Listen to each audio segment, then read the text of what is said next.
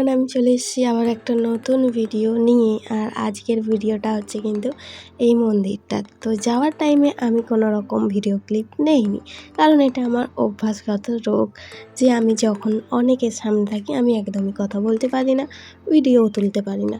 তো তার কারণে আমার এখানে কোনো রকম ক্লিপ নেওয়া হয়নি।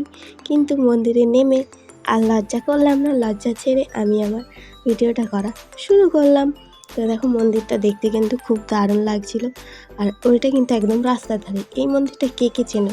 মানে আমার দিদি বাড়ি যেখানে, সেইখানের এই মন্দিরটা একটু দূরে। তো অনেকেই হয়তো চিনে থাকবে মন্দিরটা।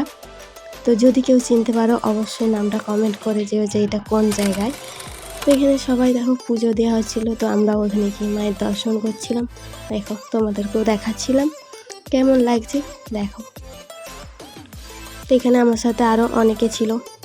তো এই যে আমার দাদা কোনো রকম কথা বলে না, মানে কথা বলে কিন্তু এই টাইমে কোনো রকম কথা বলেনি। তো আমি যাচ্ছিলাম মন্দিরের পিছন দিকটায় দেখতে, কিন্তু এখানে অনেক পার্সোনাল ব্যক্তি নিজের টাইম কাটাচ্ছিল, তাই আমরা এখানে আর কোনো রকম ডিস্টারবেন্স ক্রিয়েট করিনি। আমরা চলে এলাম চুপ করে বাইরের দিকে। তো এখানে সন্ধ্যা হয়ে গেছিলো। তারপর দেখো মন্দিরের লাইটগুলো জ্বেলে দিয়েছিল। তো মন্দিরের লাইটটা জ্বালার পর কিন্তু আরও সুন্দর দেখাচ্ছিল মন্দিরটা। আর এই মন্দিরটা কিন্তু একদম রাস্তার ধারে, মানে মেন রোডের ধারে। তো যারা এটা দিয়ে যাতায়াত করো বা যাদের বাড়ি এখানে, তারা কিন্তু মন্দিরটা অবশ্যই চিনতে পারবে। অবশ্যই কমেন্ট করবে কিন্তু, হ্যাঁ, কোন জায়গায় এই মন্দিরটা।